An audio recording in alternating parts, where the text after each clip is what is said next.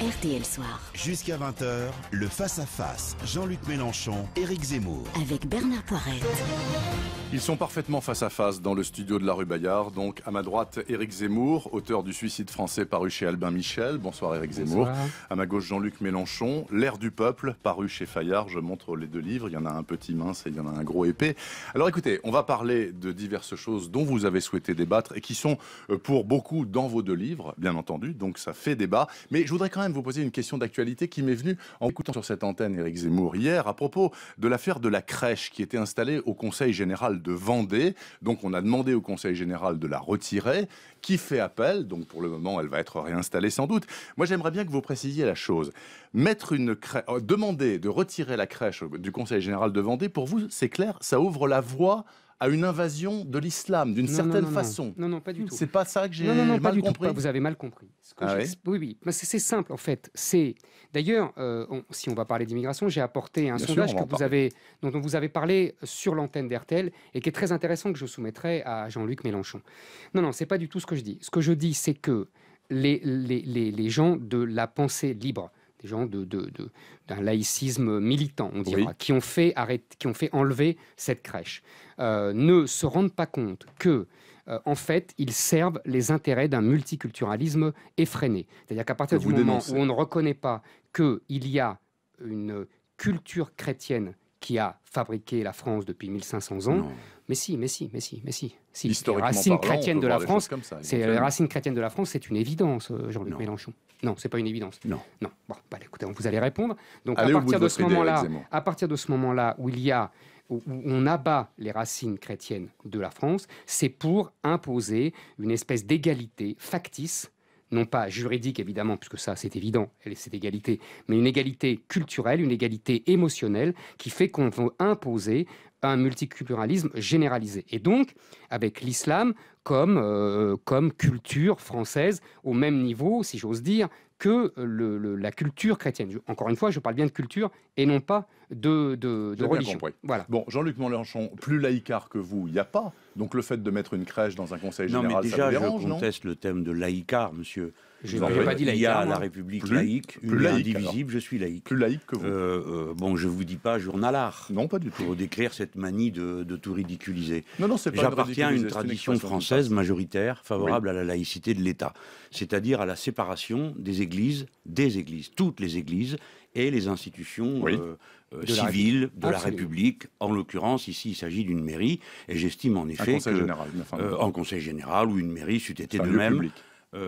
C'est un lieu public, et les manifestations de la foi religieuse, qui sont respectables dans le cadre privé, à l'église, ça se conçoit parfaitement et personne n'a rien à dire contre ça, ne sont pas acceptées dans les établissements publics. Je voudrais rappeler que la France s'est sortie de 3 siècles de guerre civile ouverte ou larvée parce que nous n'avons trouvé aucune solution au problème de la coexistence de catholiques et protestants qui se sont entre-massacrés, les catholiques étant les plus nombreux, massacrant le plus. Et cette débauche de crimes a été d'ailleurs célébrée en place publique par le pape Jean-Paul II, qui est venu pour célébrer la messe le jour de l'anniversaire de la Saint-Barthélemy. Les gens comme moi ne l'oublient pas. Par conséquent, il faut se souvenir que nous avons gagné la paix civile. Nous avons gagné la paix civile grâce à la séparation des églises et de l'État. Et aujourd'hui, voyez-vous les mêmes conséquences qu'il y a la présence de religion de l'Église et de l'État. Bon, aujourd'hui qu'il y a, aujourd'hui qu'il y a Henri IV, il n'a pas fait la séparation de l'Église et de l'État, Henri IV. Mais ça n'a pas été la paix civile. Provisoirement, en tout cas. Je termine juste. Allez-y, terminez, Jean-Luc Mélenchon. Ce que vous voulez, quand vous voulez, Éric Zemmour, mais venons juste sur le moment.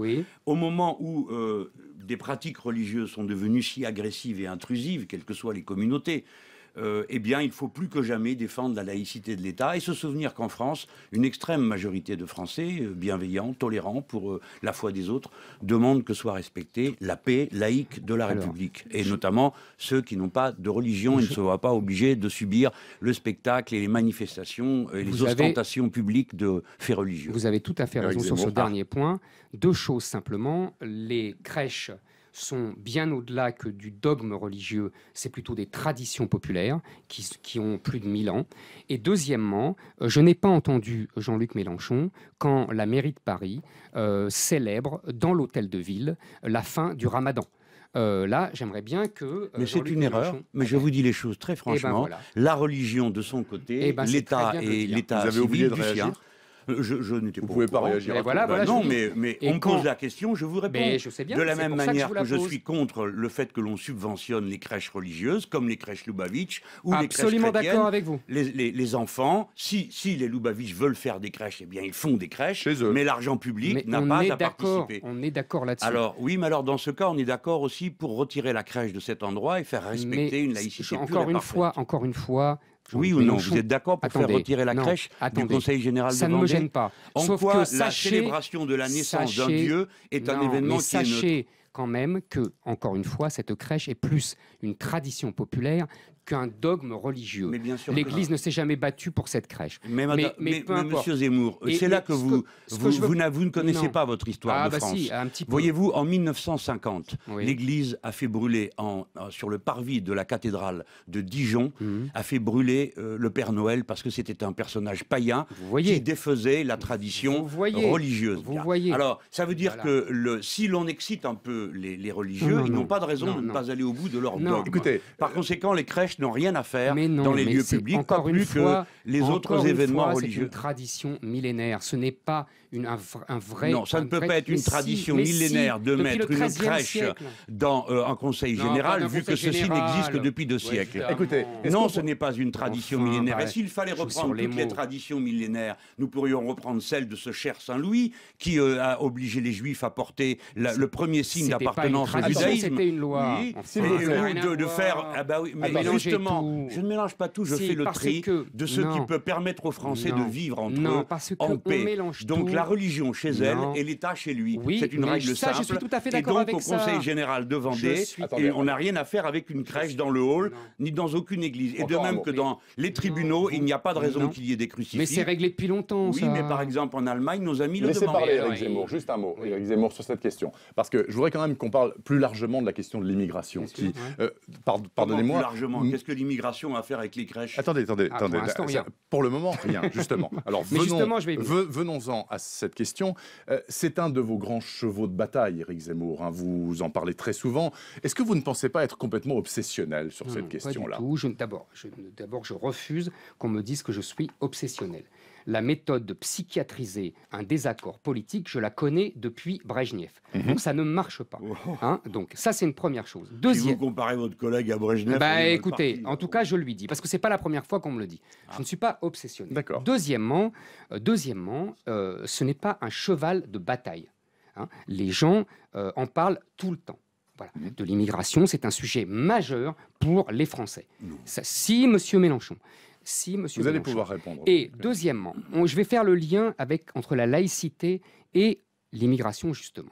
Il y a eu, donc je parlais d'un sondage qui était paru sur RTL d'ailleurs, un sondage de l'Institut Sociovision, et qui demande, apparemment ça va dans le sens de M. Mélenchon, une très grande discrétion religieuse, une application très stricte des lois de la laïcité, partout, non seulement au Conseil général, mais même dans les entreprises, partout dans tous les espaces publics. Donc vous voyez, les gens sont plutôt d'accord avec vous. Ça, c'est ce que veulent les Français. Exactement, à 80%.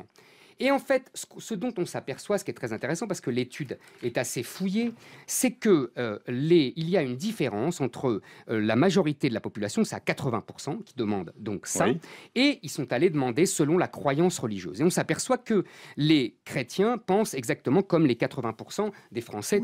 Voilà. Donc, voyez. C'est une vieille tradition chez les chrétiens de France. Oui, la laïcité est une invention du christianisme. Pour dire qu'il ne... Non, c'est pas...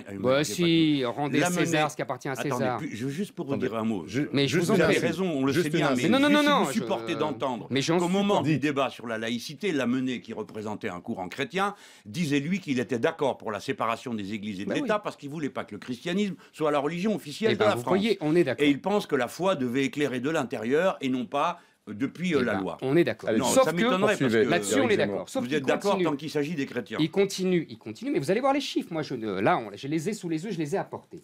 On demande aux musulmans français ce qu'ils en pensent. Et ils répondent, près de la moitié souhaitent une société où chacun puisse s'exprimer publiquement son appartenance religieuse.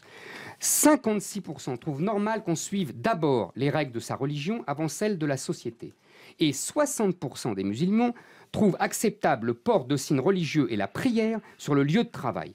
En fait, Ça, c'est pas compatible avec la République. Non, c'est pas compatible avec la République. Non, ça n'a pas rien à voir. Attendez, on va regarder le détail de ce que Mais vous dites. vous inquiétez pas, je l'ai lu. C'est très intéressant. En fait, c'est très intéressant parce que, en fait, quand les Français demandent plus de laïcité, ils se trompent sur les mots. Parce que la laïcité, M. Mélenchon l'a très bien dit tout à l'heure, c'est uniquement la neutralité de l'État dans les espaces publics par rapport à la religion. C'est pas le comportement des gens, c'est pas la prière dans les lieux publics. En revanche, ce que les Français veulent, sans le savoir, ils veulent l'assimilation. C'est-à-dire qu'ils ne comprennent pas... Sans le savoir ? Oui, sans le dire, sans employer le mot. Parce que ce qu'ils disent là, ça veut dire que les gens doivent s'assimiler, se comporter comme les Français de souche et les immigrés plus lointains. C'est ça le grand problème entre l'islam... Attendez, monsieur Mélenchon, c'est ça le grand problème mais je vais vous laisser entre du temps. l'islam et la société française. C'est que, et on va y revenir, d'une part, nos élites depuis 40 ans ont abandonné l'assimilation, et que l'Europe nous pousse à l'abandonner, et que deuxièmement, nous avons de plus en plus de musulmans qui refusent eux aussi cette assimilation et qui veulent pratiquer leur religion comme l'islam a toujours été pratiqué, c'est-à-dire qu'il n'a jamais connu les règles de la laïcité. Bon, alors ça c'est le point de vue d'Éric Zemmour sur cette question-là. Il a eu le temps de développer. Vous allez développer juste après la pause de publicité, monsieur Mélenchon. Vous aurez du temps pour ça. Avec Bernard Poirette.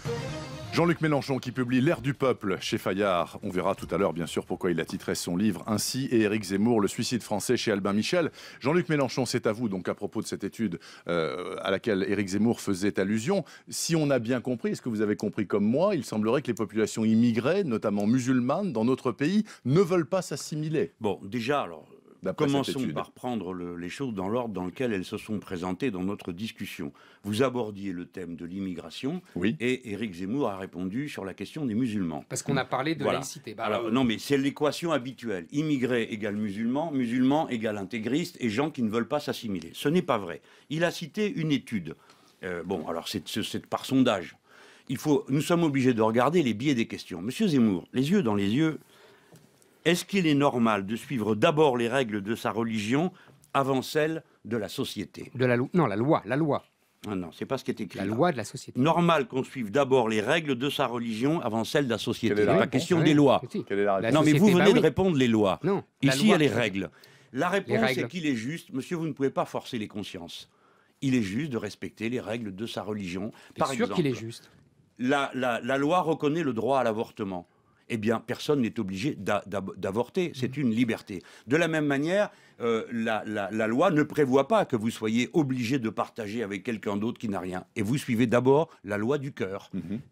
Par conséquent, il est normal que des gens qui sont croyants se réfèrent d'abord à la morale de leur croyance. Et vous pensez que l'assimilation va se faire avec le temps, naturellement? À partir de là, lorsque certaines pratiques liées à la foi contreviennent à la loi, il y a un délit, et à ce moment-là, on condamne le délinquant. Par exemple, certains peuvent penser que l'excision, qui est une pratique tribale qui n'a rien à voir avec l'islam, doit être appliquée. Ceux qui s'y risqueraient tomberaient sous le coup de la loi et seraient châtiés.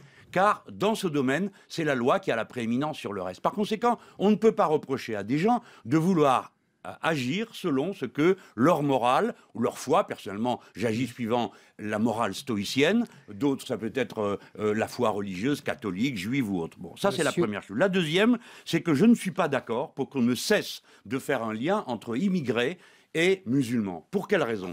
La première est parce que l'immigration n'est pas composée majoritairement de gens qui viennent du Maghreb. L'immigration majoritaire en France, monsieur Éric Zemmour, est composée d'Européens. Voyons. D'Européens. La communauté la plus nombreuse... Non, je ne date pas, ce sont les derniers chiffres. La communauté la plus nombreuse en France étrangère, ce sont les Portugais, loin devant les Algériens. Et quand bien même... ils sont naturalisés. Quand bien même parlerait-on de Maghrébins, que tous ne sont pas musulmans, et que quand bien même seraient-ils tous musulmans, que je ne vois pas où est le problème. La France est plus forte que tout. Sa loi républicaine mettant les individus à égalité permet C'est une machine à fabriquer du citoyen, la France. Nous ne sommes pas en Allemagne. Ici, c'est pas dem Volk, le peuple. C'est pas quelque chose qui a à voir avec une référence millénaire, comme vous voulez transformer la France. La France est tout entière dans l'acte fondateur qu'est la grande révolution de 1789, liberté, égalité, fraternité. Et voilà comment on fabrique sans cesse des Français. Eric Zemmour, vous ne pouvez pas parler tout le temps. Taisez-vous. Alors arrêtez de dire monsieur tous les 2 secondes. Voilà. Donc vous vous taisez, je parle, vous parlez, je me tais. Et comme c'est mon tour, je parle. Bon, je n'ai pas fini et je veux terminer sur les chiffres que je suis en train de donner. Quoique ce ne soit pas une bataille de chiffres. Parce que fondamentalement, je méprise cette manière de montrer du doigt une partie des Français, monsieur Zemmour. La machine à fabriquer des Français continue à tourner à plein régime. Et comme nous serons obligés d'entretenir cette machine pour la raison que les flux migratoires dans le monde ne vont pas ralentir, ils vont continuer à cause du changement climatique, à cause des guerres, à cause du nombre des êtres humains. Il faut donc faire tourner à plein rendement la machine à transformer en Français tous ceux qui ne le sont pas mais qui veulent vivre avec nous. Nous avons... Je vais arrêter sur cette phrase. Nous avons la machine pour faire la grande France. Ça s'appelle la République, liberté, égalité, fraternité. Voilà le contrat entre Français. Peut-être la 6e République, on va en parler dans un instant peut-être. Monsieur Mélenchon. Un mot avant de passer à la 6e. Très bien, Monsieur Mélenchon. Je vais vous raconter une anecdote qui va vous toucher. Pas du tout menaçant, oh là là, pas du tout menaçant. Monsieur Mélenchon, je vais vous raconter une histoire qui s'est passée à Bagnolet il y a une quinzaine de jours. Une mère de famille musulmane, voilée, racontait à une élue de Bagnolet ses altercations avec la directrice de l'école qui ne supportait pas qu'elle soit voilée comme ça et qu'elle veuille accompagner sa fille dans l'établissement scolaire. Et elle parle avec donc l'élu local et qui lui est... Et donc la mère de famille disait « mais je suis française, c'est scandaleux de ne pas me faire ça, etc. » Et l'élu local dit « ça ne se voit pas que vous êtes française ». Et l'autre s'énerve évidemment, et elle dit « parce que vous êtes voilée ». Cette dame s'appelle Karine Lombardo, elle est élue municipale Front de Gauche. Elle est maire adjointe à l'éducation. Je ne sais pas ce que vous Non, mais pourquoi je vous raconte cette histoire? Oui, bien sûr. Pour tout salir, tout rendre laid. Vous m'avez dit qu'on n'a pas le droit d'interrompre, alors respectez votre propre Vous règle. n'avez pas le droit de m'interrompre. Ah oui, effectivement. Pourquoi je vous raconte ça? Parce que, voyez, cette réaction de quelqu'un de chez vous, c'est la réaction de la France depuis 150 ans. C'est-à-dire que l'assimilation, ça veut dire devenir le même. Ça veut dire ne pas rester l'autre. Et quand on a une religion qui n'est pas seulement une foi, comme vous le prétendez, mais qui est aussi, tous les spécialistes le disent, un régime juridique, un État, une politique. L'islam n'est pas seulement une foi, ce n'est pas le catholicisme. Le judaïsme, il y en a aussi, des pages et des pages. Le judaïsme aussi. Le judaïsme aussi. Seulement, le judaïsme, on l'a obligé à éradiquer, en tout cas en France, je ne vous rappelle pas Napoléon, 1807, etc., cette partie étatico-juridique. Ce qu'on n'a jamais fait pour l'islam. Et aujourd'hui, nous avons des gens qui s'habillent. Mais oui, monsieur Mélenchon. Terminé. Pas du tout. Jamais on n'a fait les Juifs. Qu'est-ce que vous racontez? Mais si, bien sûr que si, on 1800. Mais enfin, c'est la République qui a libéré les Juifs. Qu'est-ce que vous racontez? Elle a émancipé les Juifs, mais rien aux Juifs en tant que nation, tout en tant qu'individu. C'est Clermont-Tonnerre qui dit ça. Exactement. Et il avait 1000 fois raison. Il avait 10 000 fois raison. Bon, alors on continue. Non, on ne dire que les communautés ont des droits en France, à part au dîner du CRIF. Il n'y a aucune communauté qui se veut s'arroger des droits. On ne continue pas. Je ferme le raisonnement, c'est très simple. C'est qu'on a de plus en plus de Français qui ont l'impression de ne plus être en France, dans des quartiers, qu'on vit à la musulmane, qu'on vit à l'arabo-musulmane, et que la règle à Rome fait comme les Romains n'est plus respectée, que vous le voulez ou non. La France, vous dites la République. La République, ce n'est pas seulement le respect des lois, c'est aussi le respect d'un esprit. C'est aussi, il n'y a pas de peuple sans sociabilité et il n'y a pas de sociabilité sans ressemblance. Ok, Jean-Luc Mélenchon, non, vous avez la parole dans 2 minutes, on a la même problématique. Si vous voulez un peu de temps, il faut qu'on s'arrête maintenant et vous lui répondez juste après. Il est 19h38 sur RTL. Jean-Luc Mélenchon face à Éric Zemmour dans RTL Soir. Avec Bernard Poirette. Il est 19h41, je vous rappelle Éric Zemmour, le suicide français Albin Michel, Jean-Luc Mélenchon, l'air du peuple, Fayard, Monsieur Mélenchon, c'est à vous. La question étant de savoir si les populations immigrées dans ce pays, en tout cas les dernières arrivées qui sont majoritairement musulmanes, parce que les anciennes, elles ne l'étaient pas, les Portugais, les Polonais, les Italiens, ont une volonté réelle d'assimilation ou pas. Lui, il dit que non, Éric Zemmour, et vous? Mais je refuse de me situer dans cette problématique, elle est absurde. Des immigrés maghrébins, il y en a depuis les années 50, n'évoquez pas que les Portugais et les Italiens. Il y a des immigrés maghrébins de confession musulmane depuis toujours, qui ont une pratique de leur religion qui est différente suivant les périodes. Lorsque cet élu s'adresse à cette personne et lui fait cette réponse, à supposer que l'anecdote de Zemmour soit vraie, d'Éric Zemmour, mais supposons qu'elle soit vraie, eh bien je vais vous dire ce que moi-même j'aurais pensé, je serais capable de dire à quelqu'un, notamment une femme, qui viendrait à se présenter dans une tenue extravagante et pour ainsi dire déguisée, avec un voile intégral ou je ne sais quoi, ce qui est interdit par la loi. Je lui dirais, mais ce n'est pas ça le tempérament de la liberté que nous avons gagné en ce pays. Et j'essaierai de convaincre. Voilà. Eh bien, c'est ce que nous essayons de faire. Pardon, mais j'ai peut-être du boulot, mais c'est comme ça qu'on fait. Et Monsieur Zemmour, je le fais. Et je dirais notamment à certains, comme je l'ai dit à certains jeunes, que Dieu n'a jamais demandé à personne d'aller se déguiser en afghan pour être un bon musulman, comme je le vois souvent. Et je dirais de même aux catholiques qu'il n'y a aucune raison, ou aux juifs, qu'il n'y a aucune raison de se déguiser avec une peau de mouton sur la tête du XVIIIe siècle pour que Dieu l'Éternel le trouve favorable. De la Lituanie. Je ne confonds pas les manifestations religieuses exagérées avec la bonne volonté, la bienveillance de l'immense majorité des croyants et des pratiquants musulmans, catholiques et juifs de ce pays, sans oublier l'immense bonne volonté de tous ceux qui sont obligés de supporter tout ça, alors qu'ils ne sont pas eux-mêmes croyants. Bien, alors écoutez, monsieur l'assimilation... Passons, s'il vous le voulez bien, aux institutions, puisque vous disiez que la grande lessiveuse républicaine française arrivait à tout laver avec le temps, et que finalement, ces gens-là seraient assimilés, il n'y a pas de problème dans... Comment parlez-vous? Non, mais ces gens-là, ce sont des Français, monsieur. Ce sont des Français, absolument, qui n'ont pas forcément la religion majoritaire, mais c'est pas du tout un problème. Et vous dites qu'avec le temps, la République fera son travail. Mais quelle République? Nous avons toujours eu, on va parler de quelle République? Celle-là ou la prochaine? Il y a toujours eu le problème des pratiques religieuses ostentatoires, perturbatrices, diviseuses. On a toujours mais là, il y a le nombre, monsieur Mélenchon. Mais le nombre n'a rien à voir avec tout ça. Vous le savez très bien, vous l'expliquez vous-même dans votre livre. Non, dans mon livre. Que le nombre est en train de faire exploser tous les... Mais si, excusez-moi. On n'a pas le droit d'évoquer ni fantasmes ni obsessions. Mais c'est votre livre. Mais mon livre décrit un phénomène... L'explosion démographique dans le monde. Monsieur Zemmour, l'explosion démographique n'est pas un danger, une abomination, une horreur. C'est rien de tout ça. Eh ben non. Alors qu'est-ce que vous comptez faire? Vous comptez tuer les gens, les empêcher d'avoir des gosses? Non, mais ça va nous poser de graves problèmes. Et ça pose déjà des problèmes dans toute l'Afrique. Ça pose des problèmes et il faut les régler de manière civilisée, rationnelle, méthodique, bienveillante, tolérante, et pas cette agression des uns contre les autres. L'explosion démographique amène la guerre dans toute l'histoire de l'humanité. Donc pas du tout. Mais pas du tout, monsieur Zemmour. Ce qui amène la guerre, c'est le défaut de c'est le manque de capacité de nourrir tout le monde. C'est le manque. Mais bien sûr que si. Non, ça c'est vous qui n'y connaissez rien. Car depuis l'Antiquité, c'est comme ça. Et si vous voulez bien étudier pourquoi l'Empire romain s'effondre, c'est certainement pas à cause des barbares. Bien de lire. Est-ce qu'au moins vous êtes d'accord pour dire que... Attendez, est-ce que... Non, c'est pas les barbares qui ont Monsieur, parfaitement non. L'Empire s'est effondré tout seul. Il est incapable de continuer sur les bases sur lesquelles il fonctionnait. Récente. Messieurs, s'il vous plaît, est-ce qu'au moins vous êtes d'accord pour dire que la 5e République est à bout de souffle, qu'il faut en changer, qu'il faut inventer une 6e République? Et dans ce cas-là, puisque vous êtes d'accord, elle aurait quelle gueule, la 6e République? Alors, monsieur Mélenchon, je vous en prie. Moi, je pense que la 5e République est d'abord, nous ne sommes plus vraiment en 5e République, car l'actuelle 5e République n'a rien à voir avec celle de 1958. Elle a été vendue comme un régime stable. En vérité, elle a changé 24 fois, dont une par an au cours des 10 dernières années. Les gouvernements ne sont pas... Les ministres clés d'un gouvernement ne sont pas plus stables que sous la 4e République, si vous regardez le turnover des ministres de l'économie. Donc tout ce qu'on nous a dit n'existe pas. Mais c'est un régime de monarchie présidentielle qui s'est emboîté tenon mortaise avec l'absurdité de la Commission européenne, c'est-à-dire que tous les pouvoirs sont concentrés sur quelques personnes et le peuple tout entier, quoi qu'il vote, a droit tout le temps à la même politique. C'est avec ça qu'il faut rompre. Et on va rentrer dans l'ère du peuple, vous pensez un jour ? On est dans l'ère du peuple.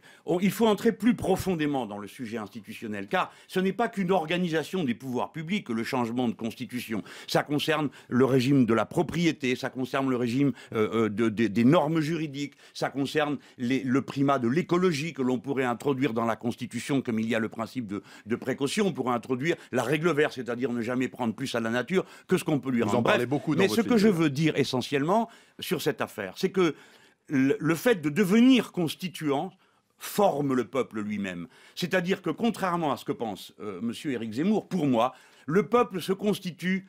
Non pas, le peuple français ne se constitue pas à partir du ventre des femmes françaises, mais à partir de l'école, de la politique et de la République. Et lorsque le peuple devient constituant, il s'approprie collectivement son avenir en définissant les droits qui sont les siens. Il faut donc, par cet acte-là, en quelque sorte, nous allons refonder la France elle-même et l'idéal républicain le mettre en partage dans toute la population. Pour ça, on est plus intelligent à plusieurs qu'à un seul. Il faut une assemblée constituante et il faut un pouvoir parlementaire et non pas cette grotesque monarchie présidentielle. Éric Zemmour, moi je suis d'accord avec le début de la démonstration de Mélenchon, qu'on n'est plus en Ve République et qu'on a dénaturé la Ve République, qu'il dépeint comme une monarchie, mais une monarchie républicaine et une monarchie qui allait devant le peuple. Je rappelle que le général de Gaulle a démissionné quand le peuple lui a signifié son congé, qu'il n'était pas obligé de le faire. Ça n'a pas créé la mode, hein, les suivants sont restés. On est bien d'accord.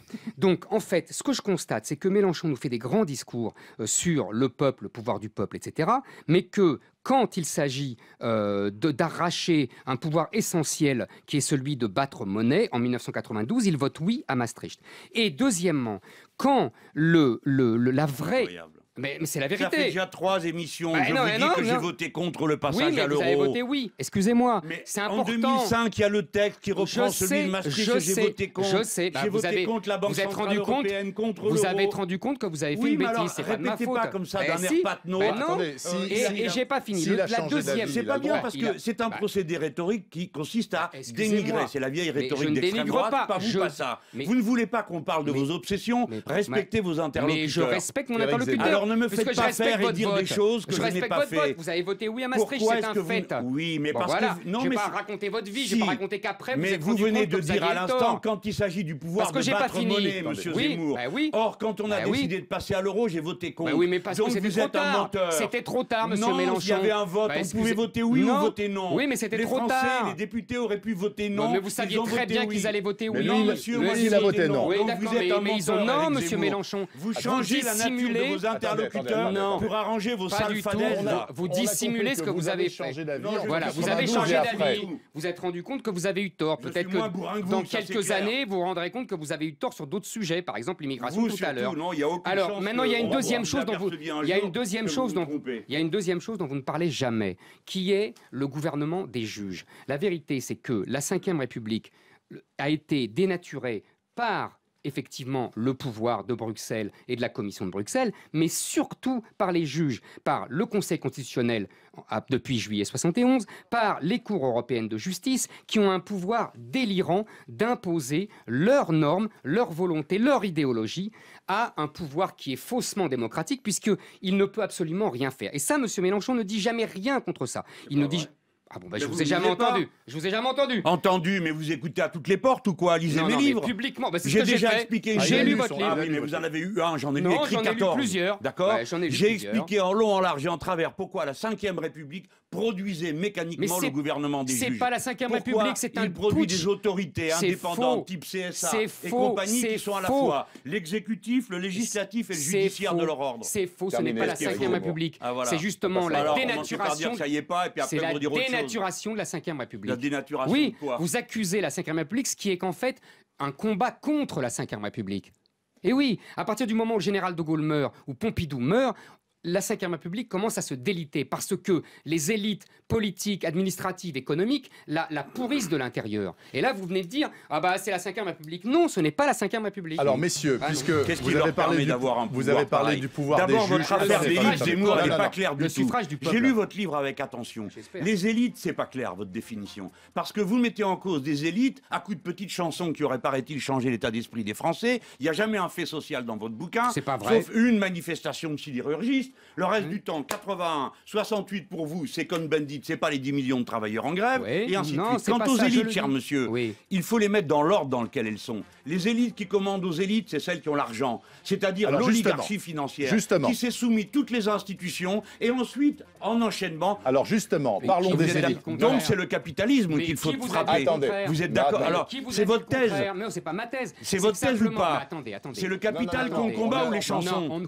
Mais les chansons sont le produit du capital et Pourquoi permet... pas, Mais bravo. évidemment... Comme ça, mais vous c'est savez un pas que les... mécanisme Mais vraiment grossier. est-ce que vous savez aujourd'hui que les du rapport historiens entre les super- expliquent très bien que les chansons qui ont sali Marie-Antoinette et Louis XVI ont été un élément majeur de la Révolution. Donc ne méprisez pas comme ça les chansons. Ça fait partie de la guerre Je ne méprise pas les chansons. Ah non, mais c'est pas elles qui sont à l'origine des problèmes que vous faites que ça. Tous vos bouquins est rempli ça de commentaires de chansons. Mais pas du tout. Et Parce que vous c'est en révélateur de prenez l'époque. à des séries télévisées, vous êtes grotesque, vous êtes contre Hélène et les garçons parce qu'ils ne parlent pas des Je suis cours, pas ni de la contre Hélène et les politique. garçons. Mais parce que c'est pas le sujet. Hélène et les garçons, c'est un révélateur, voyons. Ah oui, attendez, s'il vous plaît. Des gens. Oui, S'il vous la plaît. féminisation de la S'il vous plaît. société. Alors là, pour le coup. J'ai pas pu vous suivre les 3 dernières minutes, les auditeurs non plus. Alors à 19h52, on s'arrête, on fait de la pub. Et derrière, il nous restera 4 minutes, c'est-à-dire 2 chacun, pour parler de l'Europe, s'il vous plaît. Puisque vous parlez justement des supra-pouvoirs nationaux qui nous pourrissent la vie, selon vous, on va parler de l'Europe. RTL Soir. Jusqu'à 20h, le face-à-face. Jean-Luc Mélenchon, Éric Zemmour. Avec Bernard Poirette. Écoutez, c'est extrêmement simple. Il reste 3 minutes. Messieurs, les questions sont relativement simples, mais demanderaient plus de temps peut-être. Et Éric Zemmour, faut-il en finir avec l'Europe comme elle nous dirige actuellement? Et vous aussi, non, mais j'ai une mise au Mélenchon. point à faire. Je vous en prie, allez-y.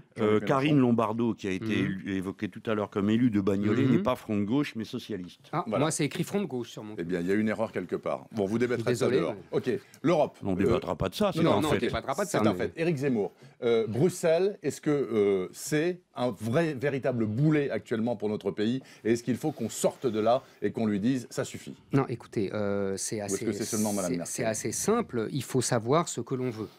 En Une fait, minute. moi, je vais aller très vite. Je pense que l'euro est une machine à imposer et à favoriser la domination allemande, économique sur toute l'Europe et à transformer la France en maison de journaux. On n'a pas le temps de développer, c'est les théories de Paul Krugman, etc., qui sont un prix Nobel d'économie. Donc, je pense que si on veut être dans un grand ensemble, une espèce d'empire... Non, on n'a qu'une minute. Je suis désolé, Oui, j'aurais été ravi de développer, Allez-y. mais malheureusement, je ne les ai pas. Donc, si on veut être un élément, une sorte de grosse Bavière au mieux, dans un empire euro-allemand, il faut continuer. Si on veut poursuivre, essayer de continuer l'histoire de France et d'avoir une France vraiment indépendante, et il faut sortir de ça. Ce qui ne veut pas dire ne pas avoir des coopérations, ne pas avoir des alliances, etc. Mais ça veut dire que la machine est en train de nous broyer. Voilà ce que je crois, c'est assez simple. La machine européenne nous broie, selon donc Éric Zemmour. Jean-Luc Mélenchon, allez-y, c'est à vous. Je sais pas que selon D'abord, lui. attendez, est-ce que vous regrettez d'avoir dit à Madame Merkel, fermez-la, Madame Merkel? Non, bien sûr que non. Il y a Mais quelques on a jours, une minute. Non, mais pareil. allez-y. Donc, Oui. moi, dans la minute, il y a Ok. vos machins en plus. Non, mais vous Non, bon, alors vous on ne parle du regrettez sujet pas. si vous Ok, voulez. alors allez-y. Bon. La dernière Pourquoi minute je est à vous. regretterais Elle est à vous. Vous autres, les journalistes, vous aimez ça, qu'on vienne regretter. Mais j'en sais rien, ça a bon. pu vous échapper. Oh, bien sûr. Et pourquoi pas? Oui, un tweet va m'échapper. Ben voyons.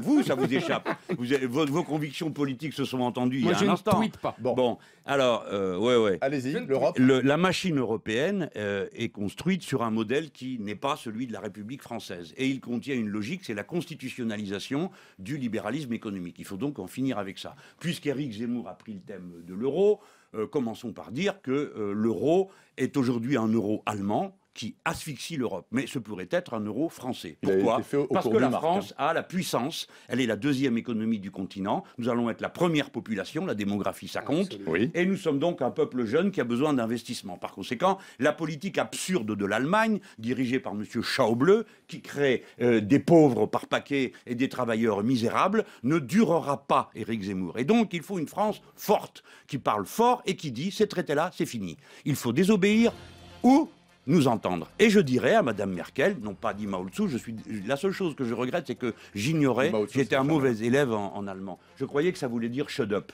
Mais non, c'est un petit peu plus. En attendant, je lui dirais, Madame, vous ne donnez pas d'ordre à la France. Pas plus que vous n'avez à en donner aux Grecs, aux Portugais ou aux Espagnols. Et vous allez vous tenir à votre place d'un pays dont l'économie est déclinante, qui est géré par quelqu'un qui est un énergumène, qui s'appelle Monsieur Schauble, qui trouve cette invention absolument folle de faire un budget à l'équilibre l'année non. où on peut emprunter avec des taux négatifs et Elle sans n'est- vanter. Elle n'est pas folle, c'est la politique de leur démographie, vous l'avez dit Voilà, vous-même. je l'ai très bien Sauf expliqué qu'on été d'innombrables fois. On n'a pas la même démographie. Mais nous sommes puissants, intérêts. forts, et nous ne cédons pas. L'euro n'a pas à être allemand, il peut être français. Quant à la France, elle dispose de moyens extrêmement importants de se faire entendre. Nous sommes le deuxième contributeur de l'Europe. Nous contributeurs nets pour 6 milliards d'euros. C'est nous qui garantissons le mécanisme européen de stabilité financière. Si les Français disent non, les choses ne se passent pas. Or, Hollande et Sarkozy ont dit tous les deux oui. Eh ben oui, ils disent oui pour sauver la construction européenne, parce qu'ils estiment que c'est plus important. Non, ça n'a rien à voir avec l'Europe. Vous, ce que vous n'aimez pas dans l'Europe libérale, c'est l'Europe. Moi, ce que je n'aime pas, c'est le libéralisme. Parfait, 19h58. Merci, messieurs, d'être venus débattre sur RTL. Je rappelle, Jean-Luc Mélenchon, l'air du peuple chez Fayard, le suicide français, Éric Zemmour chez Albin Michel. Ouais, bon, pas pas ça pour tout ce qu'ils n'ont pas dit là, ils ils le disent là-dedans. Bonne chance, amusez-vous bien.